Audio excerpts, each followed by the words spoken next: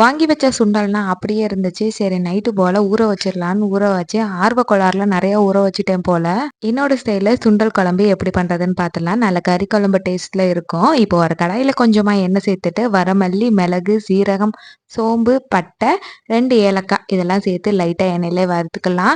இப்போ ஒரு கையளவு சின்ன வெங்காயம் சேர்த்துட்டு, அதுவும் நல்லா எண்ணெயில வதங்குனதுக்கு அப்புறமா தேங்காய் ஒரு 4, 5 பல்லு சேர்த்துறது. அதையும் சேர்த்து நல்லா வதக்கிக்கலாம். இப்போ குழம்புக்கு தேவையான வெங்காயம், தக்காளியும் கட் பண்ணி வச்சுட்டேன். குக்கர்ல எண்ணெய் சேர்த்துட்டு வெங்காயம், தக்காளி தேவையான அளவுக்கு உப்பு போட்டு நல்லா வதக்கிக்கலாம். 1 டேபிள் ஸ்பூன் அளவுக்கு இஞ்சி பூண்டு பேஸ்ட் சேர்த்து அதையும் நல்லா எண்ணெயில வதங்கினதுக்கு அப்புறமா மசாலா ஐட்டம்ஸா மஞ்சத்தூள், மிளகாய்த்தூள், மல்லித்தூள் சேர்த்துட்டு இதையுமே நல்லா வதக்கிக்கலாம். இந்த மாதிரி எண்ணெயெல்லாம் பிரிஞ்சு வந்ததுக்கு அப்புறமா நம்ம ஊற வச்ச சுண்டல் சேர்த்து நல்லா மசாலாவோட மிக்ஸ் பண்ணி வச்சுக்கணும். இப்போ நம்ம வறுத்து வச்சிருந்த மசாலா எல்லாத்தையுமே சேர்த்துட்டு நல்லா கலந்ததுக்கு அப்புறமா எனக்கு இந்த குழம்புல உருளைக்கிழங்கு போட்டா ரொம்ப பிடிக்கும். அதனால ஒரே ஒரு உருளைக்கிழங்கு மட்டும் தோல் சீவி கட் பண்ணி போட்டேன். இப்போ குக்கரை க்ளோஸ் பண்ணி 4 விசில் வச்சு எடுத்தோம்னா சூப்பரான கொண்டக்கடலை கிரேவி ரெடி.